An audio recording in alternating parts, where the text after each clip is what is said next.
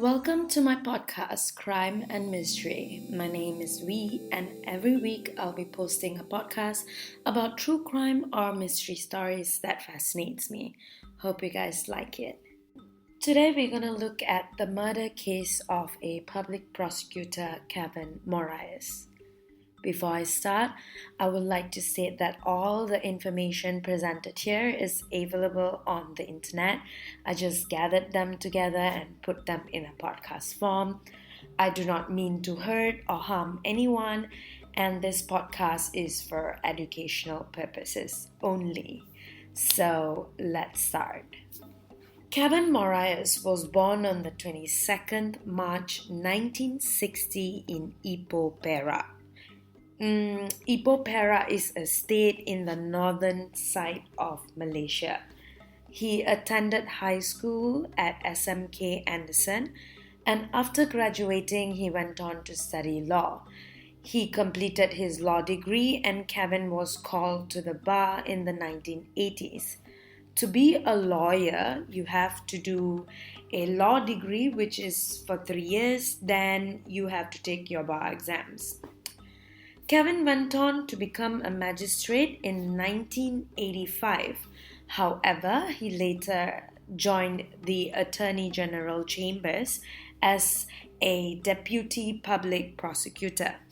At one point, Kevin was working under the Malaysian Anti-Corruption Commission, where he was their legal and prosecution division deputy director for 10 years.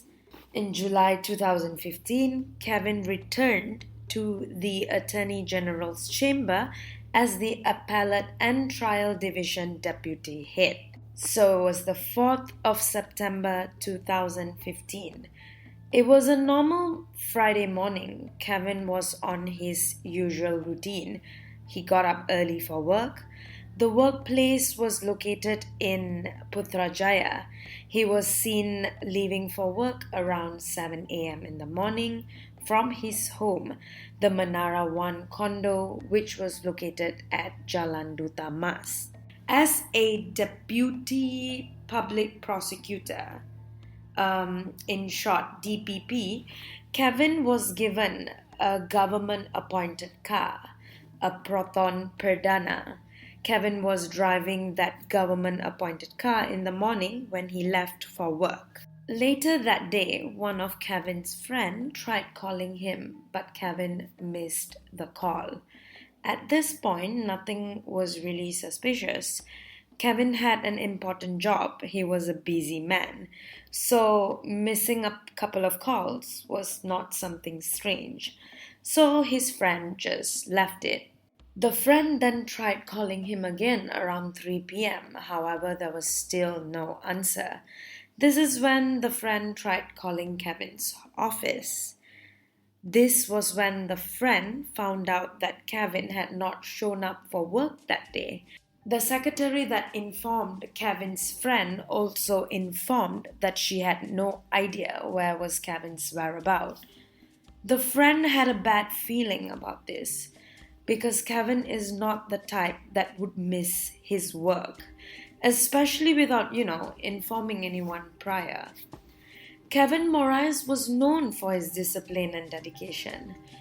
However, Kevin MORAIS at the time was 55 years old, a grown man.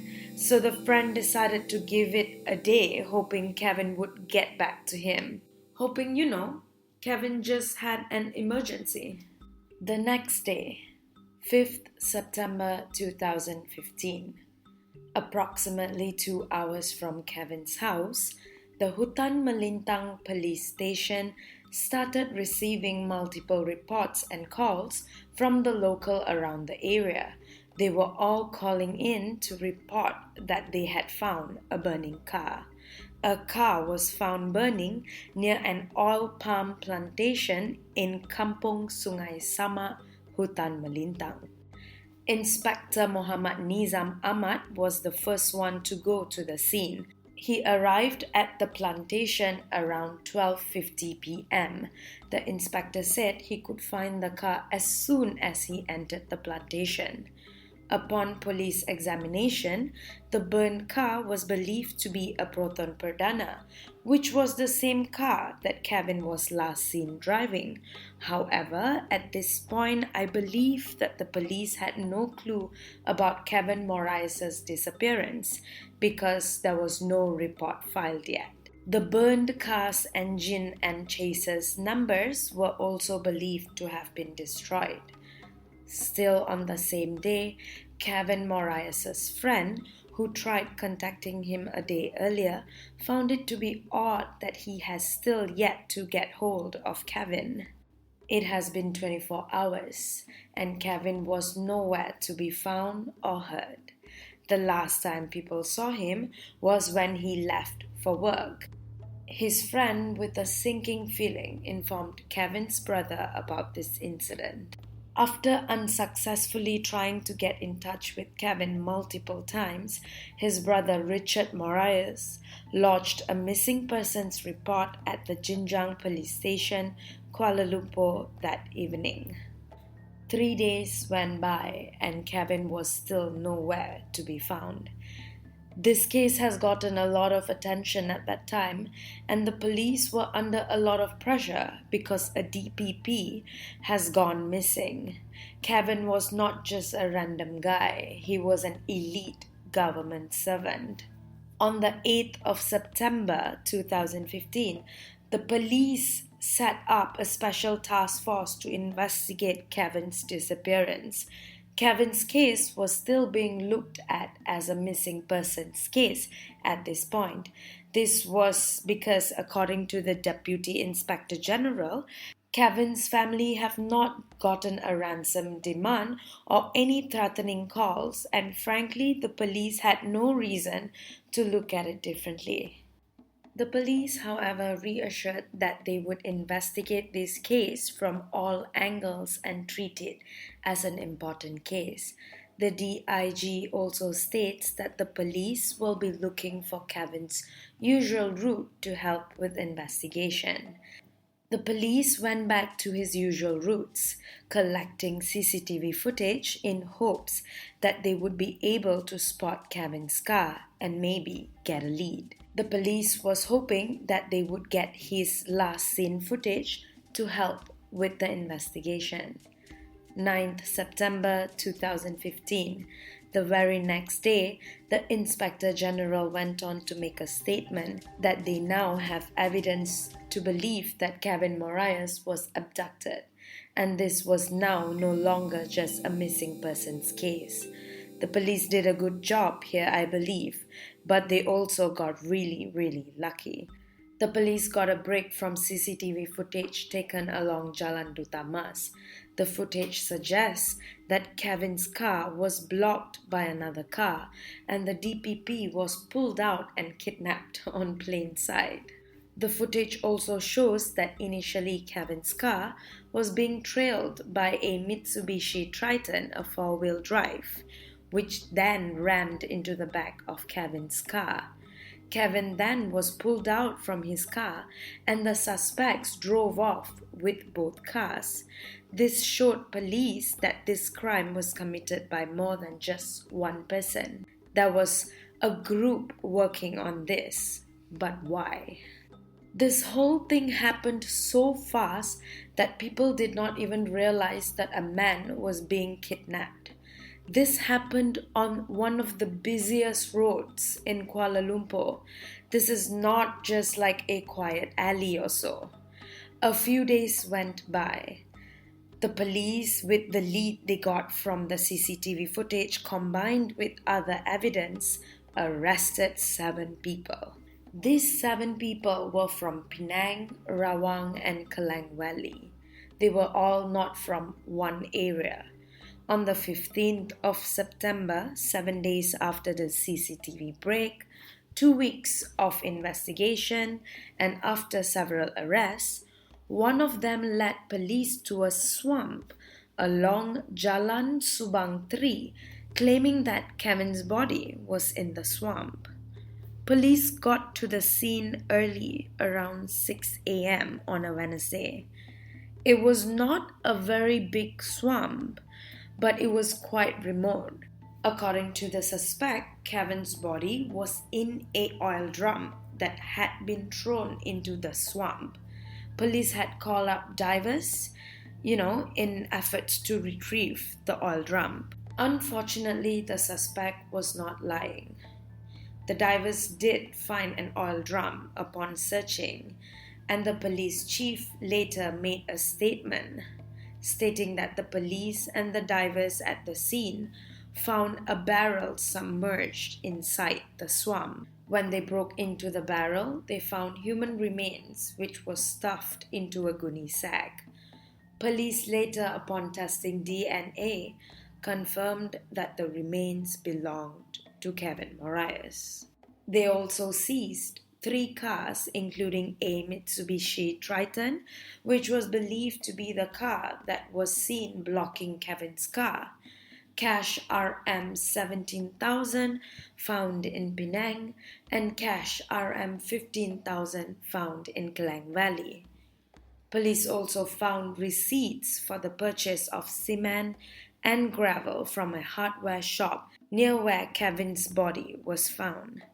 All these were taken into account as evidence. Kevin MORAIS' brother, Richard, was so heartbroken after hearing this news. He was so overwhelmed that he fainted when the body was brought to the mortuary. I remember looking at the news and the pictures of the brother crying, his lungs out all over the papers. It was really heartbreaking just seeing him like that. He was in shock, in pain, and it was obvious. 21st September 2015.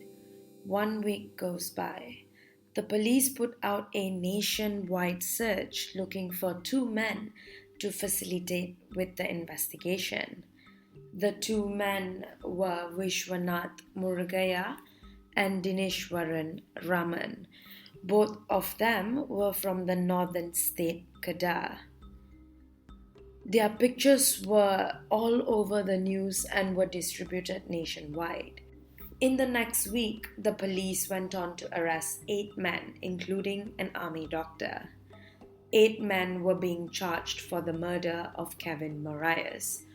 Out of the 8 accused, 6 of them, G. Gunasegaran, aka J, 47, Dineshwaran, 23, Dinesh Kumar, 22, Vishwanath, 25, Nimalan, 22, Ravichandran, 44, were being charged under Section 302 of the Penal Code for murder, while Dr. Gunasegaran, the army doctor, and A. Murugan, a mechanic, were being charged for abetting murder under the Section 109, read together with Section 302. As motive, the police believe that the motive behind this murder was linked to a Shah Alam court case that was held 2 weeks before Kevin went missing. The case was involving a Malaysian military doctor embroiled in corruption, and Kevin MORAIS was said to have handled that case. The police had evidence to believe that the army doctor had hired the other suspects to murder Kevin because he was unhappy with Kevin, as Kevin was the one handling his corruption case. The murder trial of Kevin MORAIS began on the 6th April the following year. The burned car found in Hutan Melintang was proven to be Kevin's car. The chemist from Perak Chemistry Department worked on that car and confirmed to the court that the car was intentionally set on fire. The chemist confirmed that there were traces of petrol in the car, and this could not have been a result of an accident. According to another witness, a pathology expert, Dr. Nurliza, stated that the cause of Kevin's death was probably asphyxiation caused by compression. She went on to state that there were trauma marks all over Kevin's body. This was believed to have been caused by compression and being hit by a blunt object. The doctor then went on to testify that there were trauma marks on Kevin's upper lips, shoulders, back, ankle, and chest. However, she did not find any defensive wounds. According to the doctor, Kevin was probably dead before he was stuffed into the oil drum. The courts found out from her statement that when the gunny sack was opened, there was a fully dressed human remain without shoes found in it. The body was in a fetal-like posture where the knees and hips were bent and hands were tied at the back with a necktie and a wire.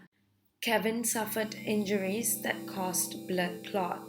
This indicated that Kevin MORAIS was probably alive when he received most of these injuries.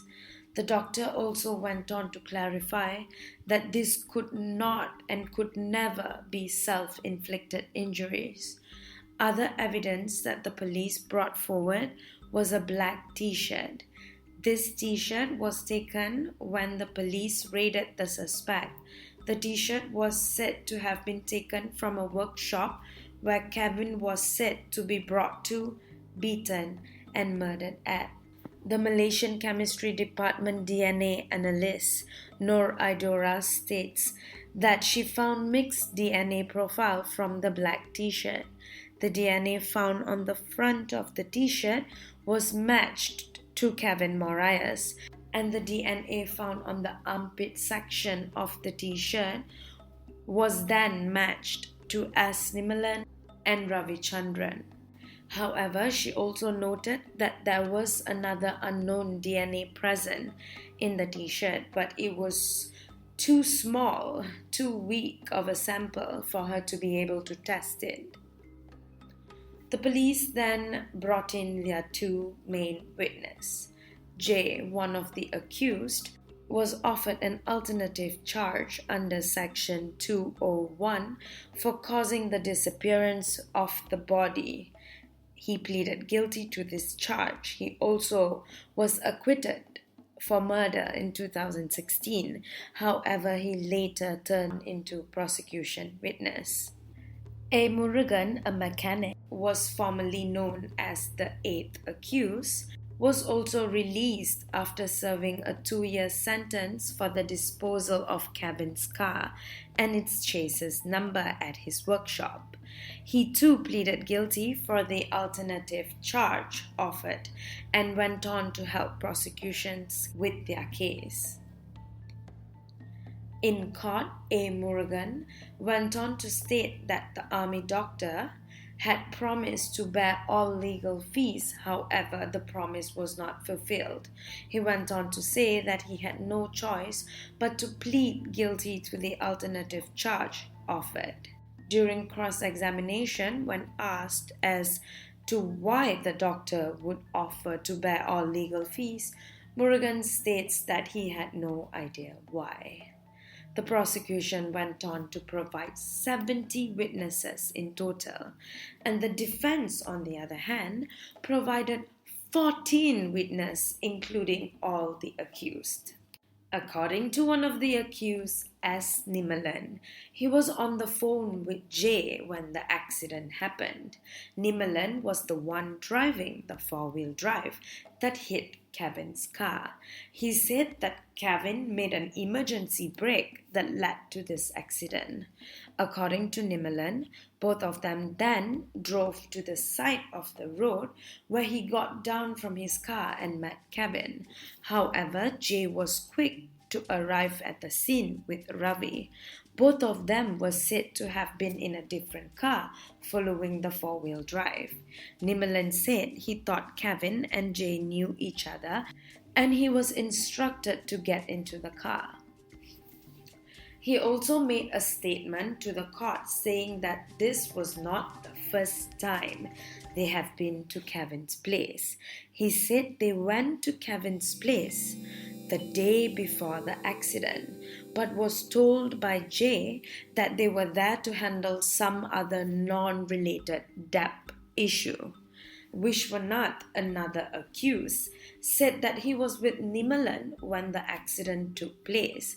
He stated that he was with Nimalan, Dinesh Kumar, and Dineshwaran. They were supposed to be heading to a hotel to crash for the day when their four-wheel drive met in an accident with Kevin's car. According to Vishwanath, after the accident, both vehicles stopped. He asked Nimalan if there was any issues. However, Nimalan reassured that things are being handled. So according to him, he then just stayed in the four-wheel drive together with Dinesh Kumar and Dineshwaran, who were sleeping in the car at that time. Vishwanath said he later saw Nimalan and Kevin talking before moving their cars to the side of the road. Vishwanath also told the court that after stopping by the roadside for a while, he saw Ravi and Jay driving off Kevin's car, and Nimalan got back into the four-wheel drive and started trailing Ravi. He also noted at this point he did not see Kevin in his car. The cars trailed together until they separate at a traffic light junction. When asked what was he doing in KL from his hometown, he went on to say that he came down to KL to actually buy a car and reassured the courts that he had nothing to do with the murder. The DPP in charge for the case, DPP 1 Shaharuddin, proposed that Vishwanath was the one who had gotten down from the four-wheel drive and slapped MORAIS. However, Vishwanath strongly disagreed to this statement. According to the other accused, Dinesh Kumar, he was in KL for fun. KL as in Kuala Lumpur. For fun. He just wanted to see the city and just hang out with his friends. He said the day before the incident, they all went for a movie, played snooker, and had about 25 cans of beer. He said he was too drunk and sleepy to even stay awake, that he and Dineshwaran had slept off as soon as they entered the four-wheel drive and only woke up when they reached the hotel. This was his story. In hindsight, they practically just partied the whole night, had fun, before they kidnapped and murdered a man, an innocent, law-abiding man. One of the most problematic accused in this case is S. Ravichandran, aka in short Ravi. He kept on saying that Kevin's murder was not his wrongdoing. What's problematic about this person, besides, killing someone? He in fact is known for lying to the courts, throwing them off track. Like, for example, on the 29th December 2017, he made a statement to the court stating that Dr. Kunasegaran, the army doctor, had offered him Rm 1.5 million to admit guilt.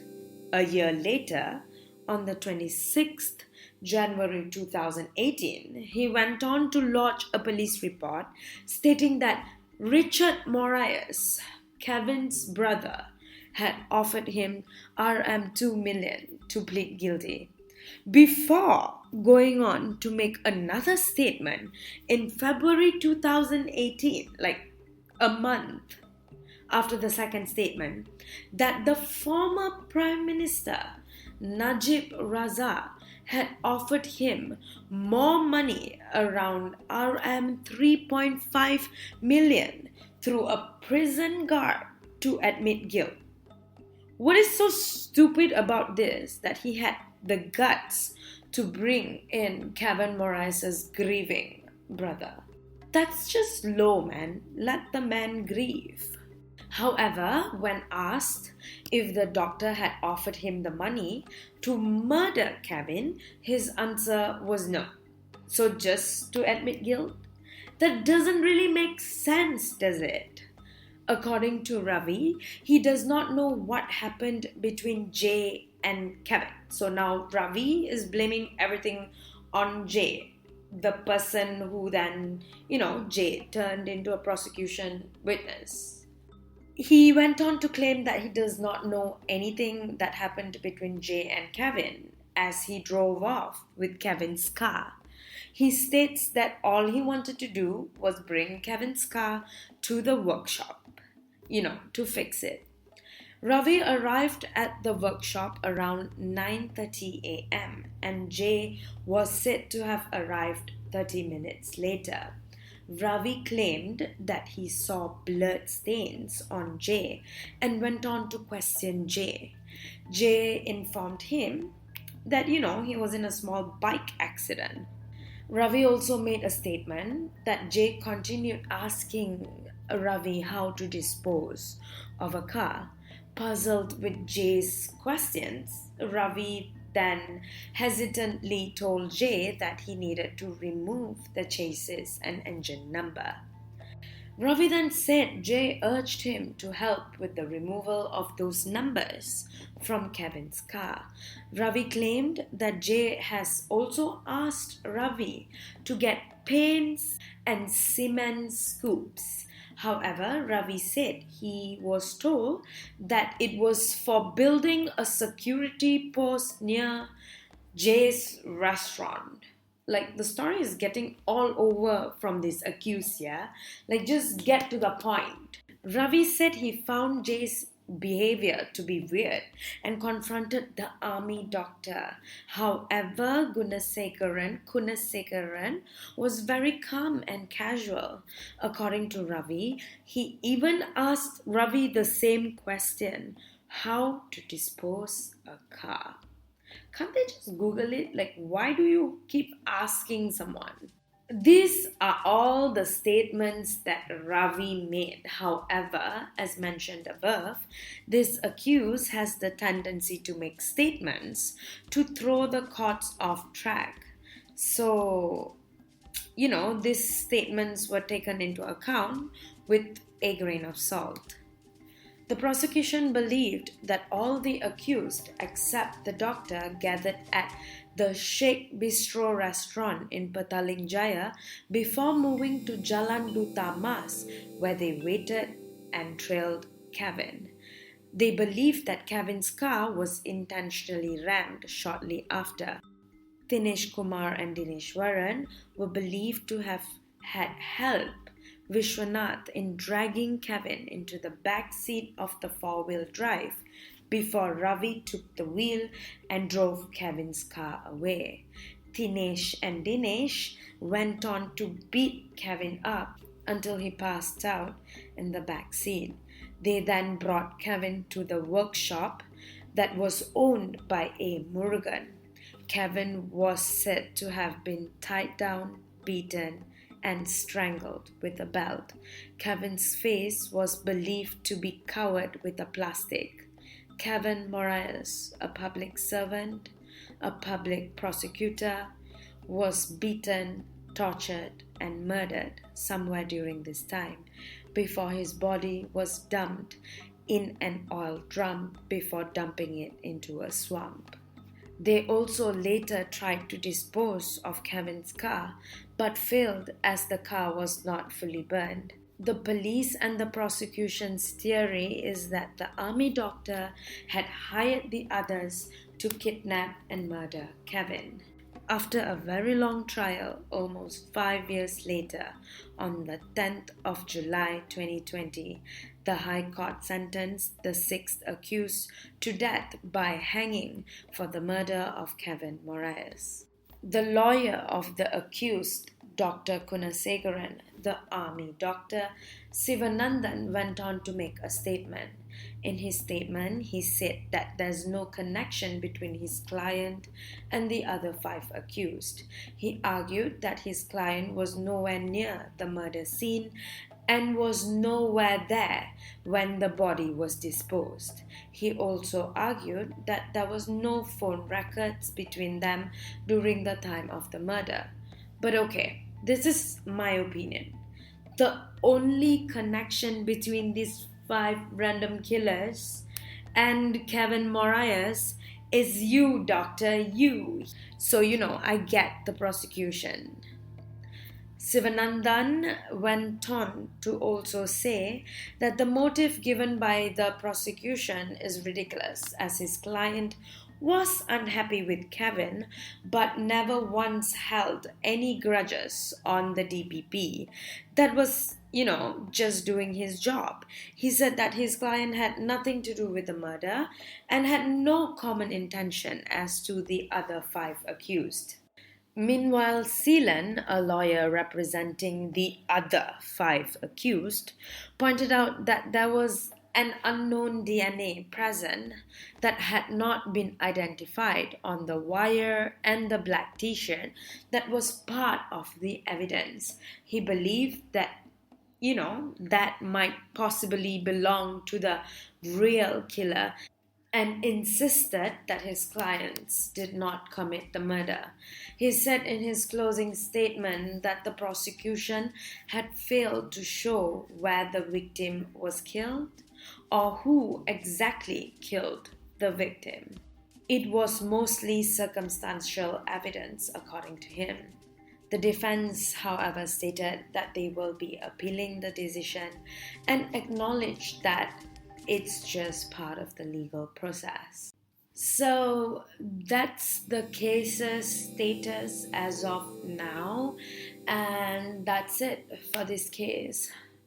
Can you believe how crazy this is? Like, a public prosecutor was kidnapped in plain sight by just random people who didn't even know him. When I was doing research about this case, it freaked me out because it happened in such an open, and there were cars passing by during this accident and people just stopped, stared, and no one knew that a man was being kidnapped. So that is it for today's episode. Hope you guys enjoyed listening and stay tuned for new cases and mysteries every week. Like, follow, and subscribe if you are into this kind of stories. See you in the next podcast. Bye.